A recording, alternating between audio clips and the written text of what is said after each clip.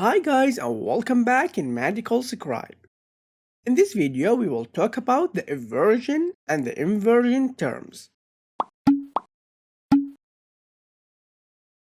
The eversion and the inversion are special terms of movement that describe the movements of the foot, precisely the sole of the foot.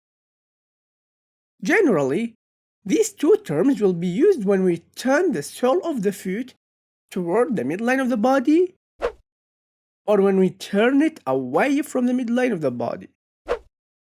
And the midline, as you know, is the line that divides the body into two equal halves.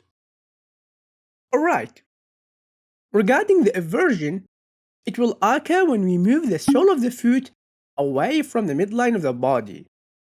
So we will turn our feet soles laterally.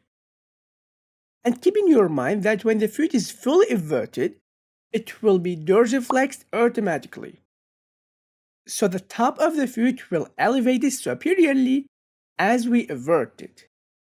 And now, if you try to fully invert your foot, you will notice how it will dorsiflex at the same time. So this is the meaning of the eversion term. While the inversion term on the other side is the exact opposite term of the eversion.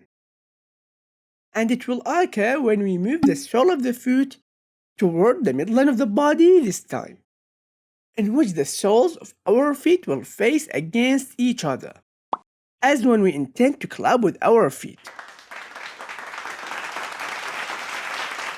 So we will invert the foot here.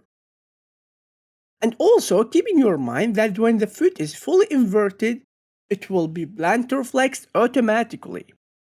So the top of the foot will depress inferiorly as we invert it.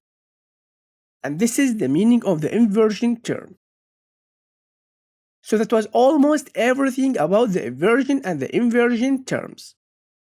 And that's it. I hope what I said makes sense.